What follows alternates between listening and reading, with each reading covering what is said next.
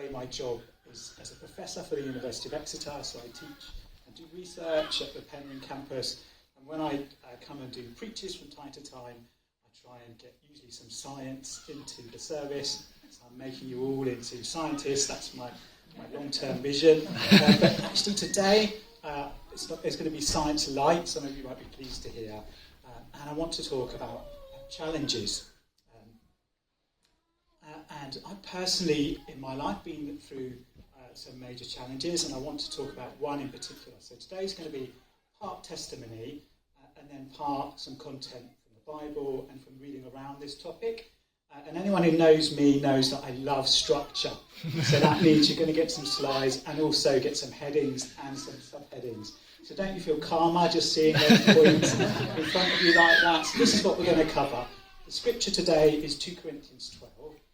And then I'm going to talk a little bit about my kind of lifelong challenge that I've faced, which is Crohn's disease. And then we're going to talk about how challenges that we all face can actually be opportunities. And we're going to touch on different ways that challenges can provide us with these actually unique opportunities. And then I want to finish by just talking about how we can encourage ourselves through some of life challenges. We should be like 20 minutes or 30 minutes max.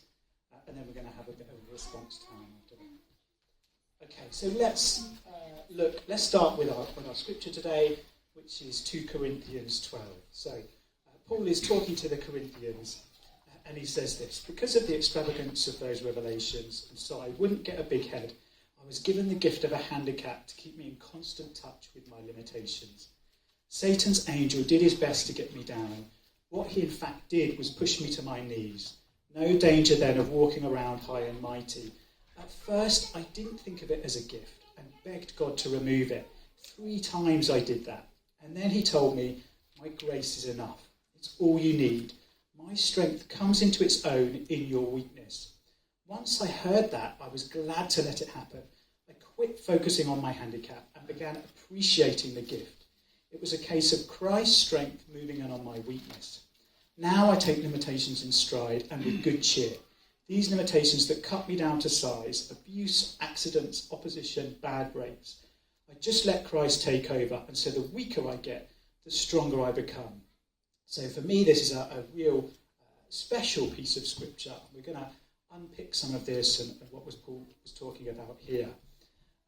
But I want to start today with a question.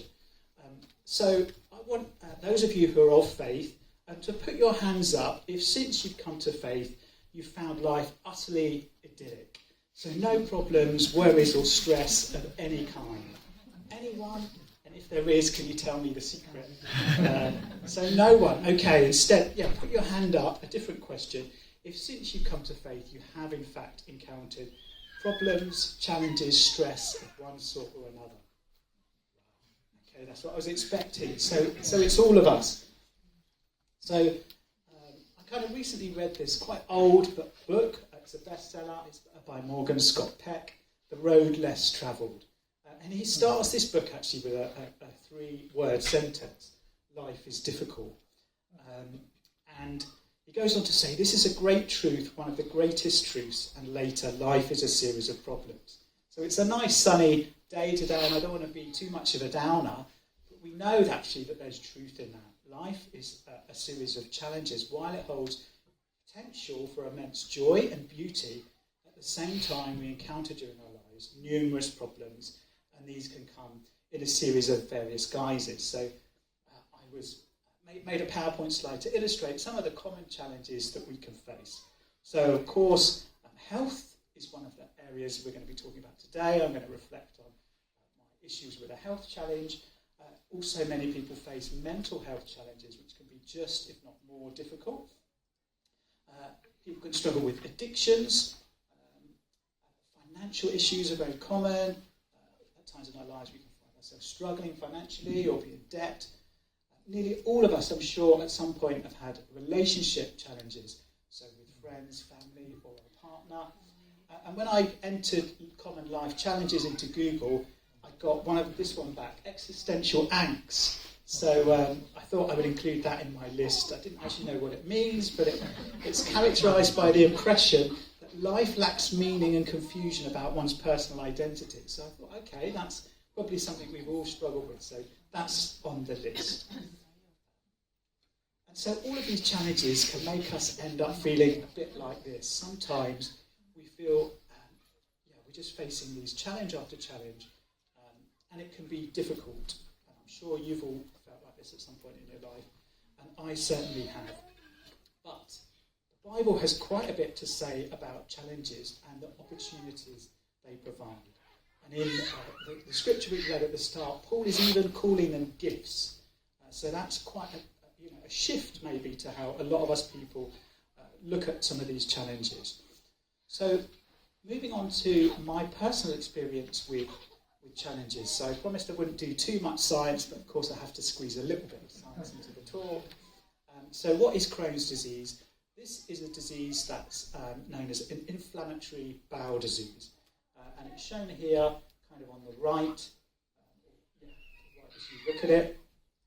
And it's when the immune system attacks part of the body, and it's anywhere in the entire digestive tract that can be affected. So it leads to inflammation and irritation of the digestive system. And it's characterised by periods of remission when you're very healthy, and then periods where you can have flare-ups. And those can vary in the severity and in how you're affected. So there's no cure for Crohn's disease, but there are drugs which can help you to manage the symptoms and prevent complications. We don't know what causes Crohn's exactly, but we know that there is a genetic predisposition. My sister also has Crohn's disease, and we know an environmental factors play a role, and it's all about an abnormal immune system. So what can happen in Crohn's disease is that your immune system gets confused, and these red areas you can see in the bowel are where the body's started to attack that part of the bowel. And that can lead to ulceration of the bowel, inflammation, and actually cause it to become scarred and narrowed. And that can lead to problems, and I'll talk about some of the ways that's affected me in a bit.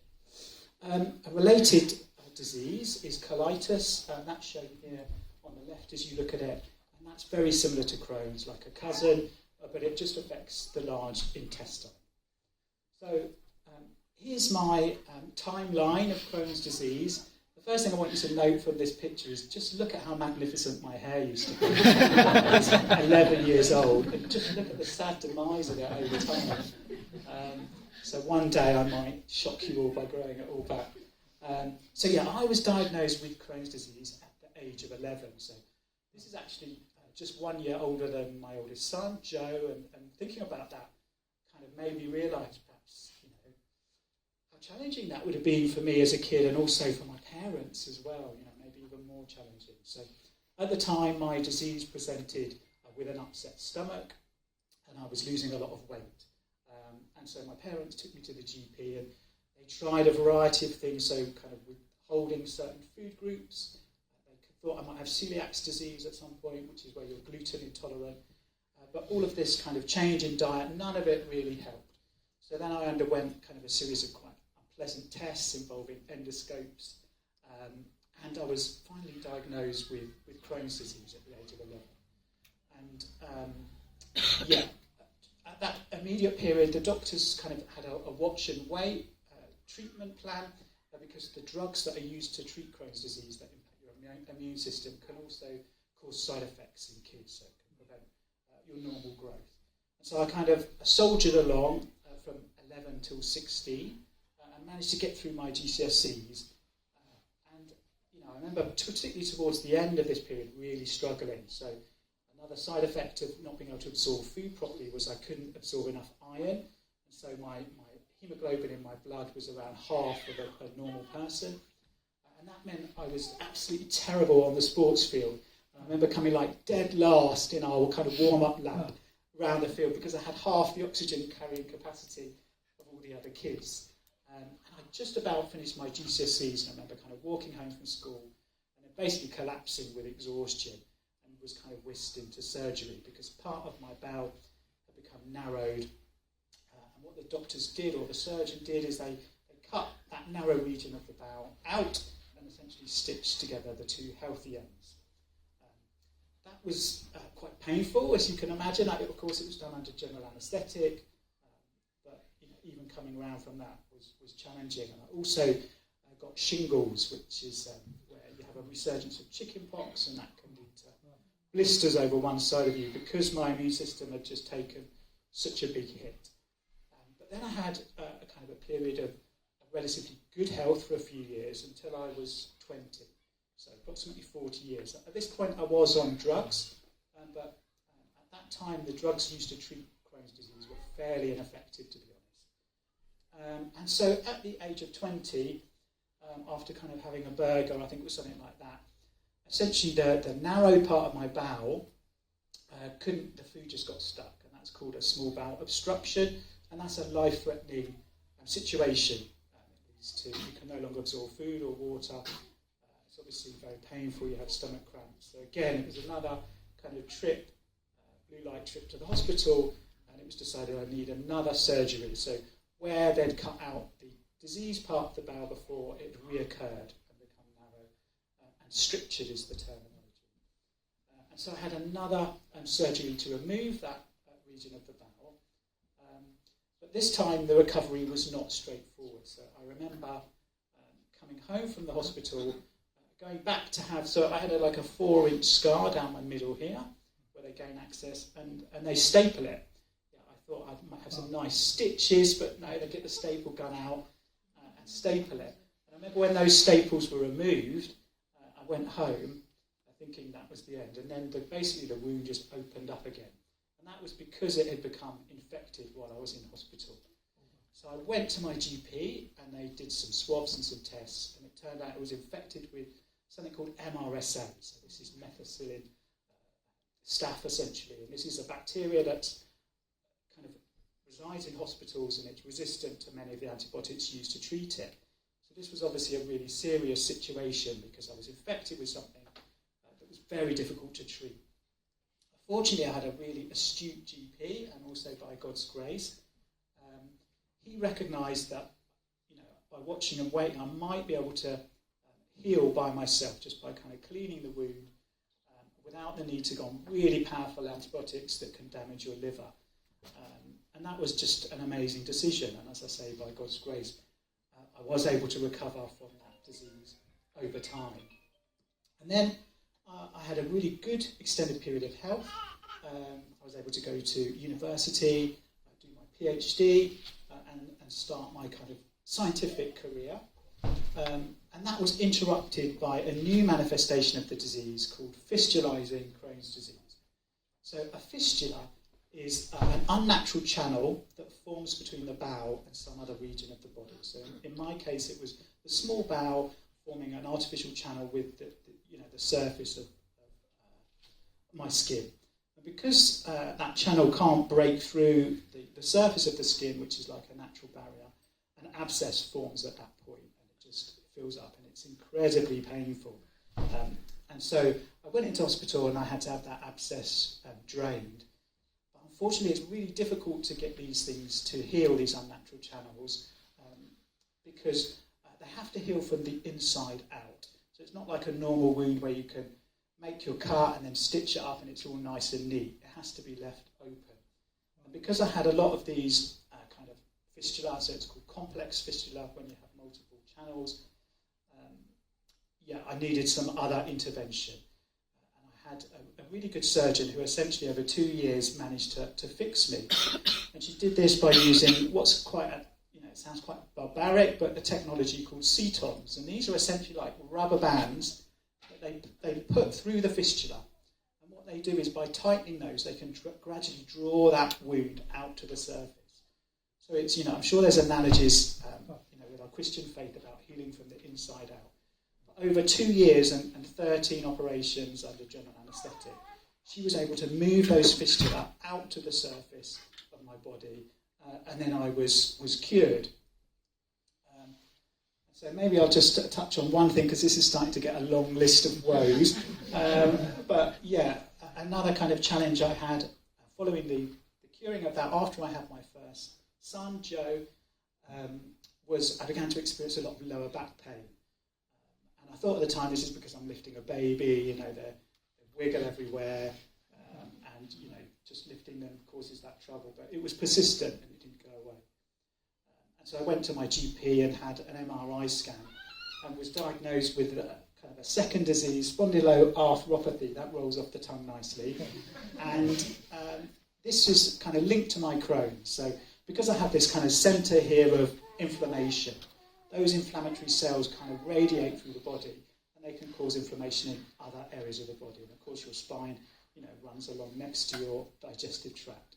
So at that point I was put on a new class of drugs which are called biologicals, and these target one part of the immune system and kind of dampen out the disease. And these were very effective, but over the last wee while, about a year, the drugs I'm on have stopped working, so I've escaped the therapeutic effect of those drugs, and I'm currently trying to switch on to a new drug.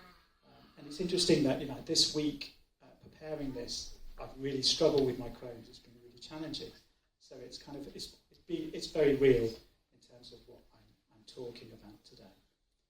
Okay, so I need to skip like 3 pages of notes here because I've told you all about this. So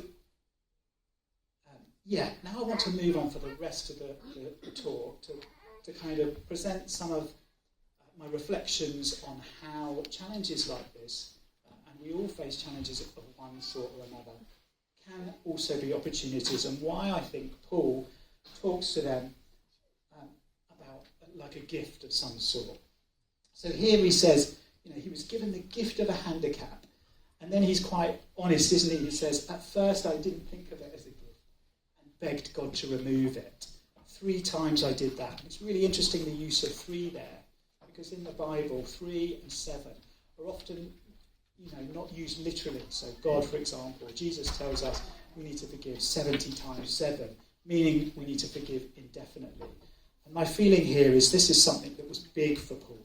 We don't know whether it was a physical illness or a relationship problem or some other challenge, but it was clearly something that was hurting him. And he asked repeatedly for it to be removed. But then he received the message, no, this was not going to happen. And we can see when he got that message, he quit focusing on the handicap and began appreciating it as a gift. So how do we move from these life challenges that we all face to calling them a gift? That's a big step, isn't it? Because it certainly doesn't feel like a gift when you're waiting with one of those open back gowns to go into surgery for the 12th time in 2 years. And so how do we gain that unique perspective? Because I would testify from living with this challenge that there is actually deep truth in Paul's terminology here. So I'm going to run us through 5 ways that I believe that life's challenges can be opportunities. So the first thing is life's challenges can provide a unique perspective. So we often find ourselves just so busy with life. Me and John were talking in the car before we came in just about how busy life is. And that can mean that we just don't really have time to think about really what's important in our lives. We're just so busy moving from one thing to the next. And I think that's why this book by John Mark Comer, The Ruthless Elimination of Hurry, is a bestseller.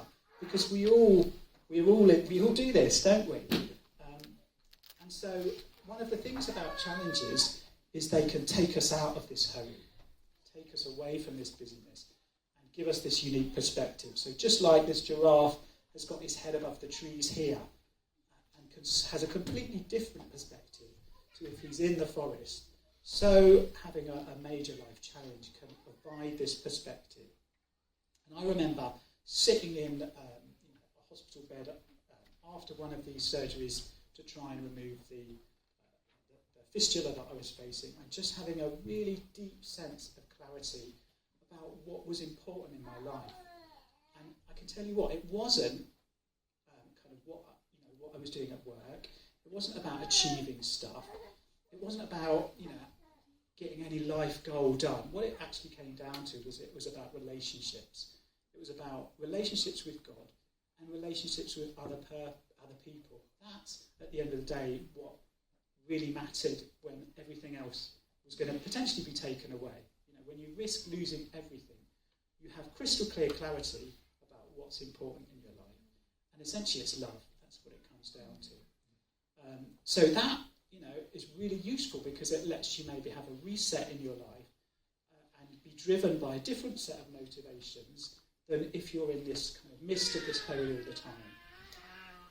Another point of perspective that I found Crohn's, and I'm sure life challenges in general can give, is they can provide a sense of our own mortality. So life is brief, it's fragile, but we don't realise that when everything's going well. We just get this sense of kind of, I'm immune to these problems. But none of us know how many days we have left on this planet. And when you're faced with those days ending, let me tell you, they give immense value to the days that you have left. And they can motivate us to really make those days that we do have left count. So to summarise this section, I think challenges can serve as a real wake-up call to us and help us going forward make the most of the time that we do have. So point number 2, challenges can cultivate humility and dependence on God. So they're an amazing way for us to remind ourselves that we need God's guidance, strength and provision. So in the scripture, Paul says it was a case of Christ's strength moving in on my weakness. Now I take limitations in my stride and with good cheer. These limitations that cut me down to size. So Paul is recognising there that when we are completely dependent on God, we are sent with a real humility. We know that things are too big for us to fix. When I had MRSA, I was like, okay, God, there's not really any viable treatment here for me. Even the best of medicine can't really do anything other than clean the wounds. It's over to you. And he came through for me. So it was an opportunity for God to show his goodness and his strength. And so trials can lead to a deeper understanding of God's character, his promises, and his ability to work through difficult situations for us. Okay, number 3, challenges can help us develop perseverance and character. And here's a verse, I'm sure you're all familiar with it. James 1, 2-3. Consider it pure joy, my brothers and sisters, when you face trials of many kinds, because you know that the testing of your faith produces perseverance. So our character is moulded through the endurance of challenges. It allows us to become more Christ-like in our attitudes, actions and responses. And really, I think it's more significant for that. I think we grow. There's far more opportunity for growth in challenges than when things are going really well. And why is that? Well, challenges provide resistance. And we know that if we want to get buff, increase our strength, if we just sit in front of the TV and eat nachos, we're not going to gain much muscle mass. However, if we seek out resistance, so if we go to the gym and start lifting, we know that over time we'll be able to gain strength and put on muscle. And it's exactly the same with challenges. They provide resistance for us to grow and develop as individuals. And it's much more important than putting on muscle, because this is growing and developing as human beings. And so it's interesting that if you start lifting weights for the first time, you'll find, maybe after the first session you can barely lift your arms. But then over time, you get used to that. You develop endurance. You become stronger. And exactly the same way, as we face life's challenges, we gain endurance, and we're able to become more resilient to these things because we've developed our faith and trust in God. All right, moving on to the 4th point. So build compassion and empathy. So I think this is a really big one for me personally. So through our challenges, we can develop compassion and empathy for others who are going through similar struggles. And we're in a much better position to provide comfort, support and understanding to others because we've been through it ourselves, right? And so that gives us this authenticity and a way that to empathise that it's tricky to do without kind of facing some of these challenges ourselves. And so when I was in my mid-20s after dealing with a few ops for Crohn's disease, someone else in my church at the time, a young man, was rushed to hospital with colitis. And at that point he was facing losing his large colon and having to have a stoma. And he was, really impacted by this. He was unwell in hospital, but also he slipped into a really deep depression at the thought of what his life was going to be like. This is a life-altering prognosis that he has. And a number of people in the church went to visit him to try and comfort him, but he weren't really able to help him all that much. And I remember Alan West, my pastor at the time, asking me if I would go and see him. I went to see him, and I was able to talk to him about Crohn's disease and the journey and how I've been able to come through that. And I was able to be of assistance to him because I was able to understand. And he could see that here's someone who's been through it. They could see that that was authentic. And so, in that situation, God was able to use my experience to help someone else. And just more generally, I think without Crohn's disease in my life, I would not look. I think I would be a very different character, put it like that. So my natural tendency is to be quite inward-looking, quite selfish. And while I have a lot of room for growth in this area, I know that I'm a very different person from having the disease.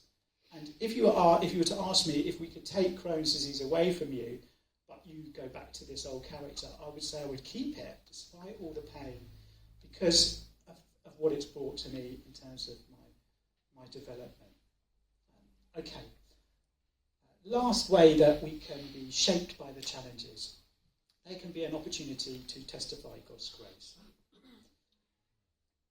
So, the disciples, in this passage in John, they encountered a man who had been blind since birth, and they asked Jesus, who sinned, this man or his parents?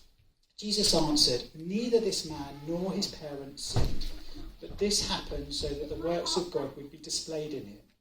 So this verse tells us two things. Firstly, they tell us that challenges are not a sign that God is punishing you or that you're not good enough. And this is a really important point. Jesus said, neither this man nor his parents sinned. So why? He then tells us in the second part of the sentence here, they're an opportunity for God to display his work in your life. So, in other words, he can use challenges to show who he is and what he's capable of doing. So just as, God was able to rescue me from this situation with MRSA when there was no viable treatment, so he can intervene in all of the challenges that we face in our lives. I've been really blessed recently by this song. It's called One More Day. It's by a group called Sons of Sunday, who are kind of a male Christian worship supergroup, really, formed by Chandler Moore, Brendan Lake and others. They've got a video of this song available on YouTube, and I really recommend you check it out because it's a really moving song. And these are just some of the lyrics that Chandler Moore sings in this song. And I just want to read through them. So, when the night was closing in on me, didn't know if I'd see the morning. You held on to me, and Jesus, I'm grateful. When my enemies turned up the fire, El Shaddai, you were right there beside me. You showed up for me, and Jesus, I'm grateful. Because you gave me one more day to say I love you. You have brought me all this way to testify of grace. What more can I say but hallelujah? And the beautiful part of that song for me is this testify of grace. God brings us through these challenges to provide an opportunity to testify of his love and his grace. So before we move on to the final section of this talk, I just want us to consider a minute, what's the alternative to seeing challenges like this, to seeing them as opportunities or a gift, like Paul says. The alternative is to take those what are quite ugly situations and make them uglier. And that's in the form of bitterness and resentment. We can ask questions like, why me? Who am I to deserve this? We can start to wallow in self-pity. We become inward-looking, closed, selfish. In other words, the alternative is we magnify the ugliness of the situation. So I want to finish by just racing through a few ways that we can encourage ourselves through challenges. Because the risk of me doing this preach this morning is that the message is confused and you go away thinking, okay, challenges are gifts, they're opportunities, I just need to have a stiff upper lip and I'll get through this. And we need to remember that challenges are very real and challenging at the time. and we can't get through these things by ourselves. We need help. So what can we do? Just 3 really practical things. So very obvious as well. So pray. First of all, we can bring our challenges to God and ask for his help. And I'm currently reading through the Psalms, and I just love their brutal honesty. They're just repeatedly and openly crying out to God in really colourful language at times. God just wants us to pray to him very simply. We come to him and we say, this is too big for me. I need you to support. And then God, even if he doesn't remove the challenge completely like he hasn't with Crohn's disease for me, he will give us the strength and the wisdom to get through what we're going through currently.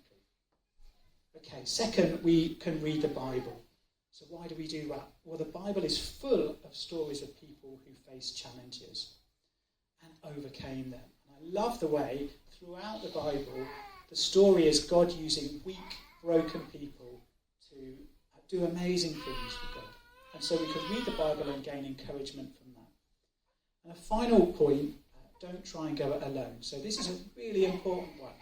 And last week, Kaide was talking about how in church, it's great if we can surround ourselves with a handful of people that know what's going on in our lives. So through the use of hub groups or prayer triplets or some other means.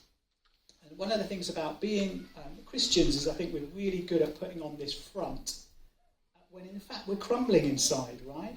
And I remember one worship time when we were practicing, Sky and I, myself, we had struggled this for the week, and we just had to stop the worship and just talk about the fact that we were struggling. And that's what church is all about, right? If we can't be ourselves and authentic in church, where can we be real? And so I just encourage you that if you are struggling with something like this, first and foremost, reach out to someone. So reach out to someone in church, someone you trust within your close circle, and seek that encouragement and advice. So problem shared really is made much better.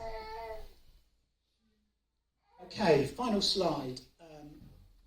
Just to conclude then, the key take-home, I guess, from today is that as we navigate life's challenges, let's remember that every wall we face is an opportunity. It's a chance to draw nearer to God. It's a chance to grow in all of the areas that we've discussed today. And when we come against our limitations, we can just reflect on this verse that we've looked at. Then he told me, my grace is enough, it's all you need. My strength comes into its own in your weaknesses. So changing our perspective on life challenges doesn't minimise their seriousness or magically make them go away. The problems are there and they're still very real. There'll be times, and I've certainly had many, many times in my journey with Crohn's disease when I've just been fed up and I've had enough. And I'm not seeing them as gifts or opportunities. But by the grace of God, he's brought me through them. So, whatever your challenge is, I encourage you to take them to God like we've talked about.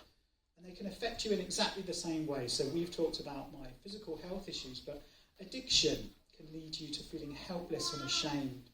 Financial issues can make you feel lacking and insufficient. Relationship problems may make you feel deeply ugly, unloved, or crush your sense of self-worth. So all of these challenges can be really profound in terms of how they affect us. But this is what God does, right? He brings beauty into that ugliness. So we're going to finish there, but we're going to move into a time of response now. And if you would like a prayer over any challenge that you're facing, I encourage you to come up. And if the prayer team can be available now to support people with that would be brilliant. So thanks, everyone.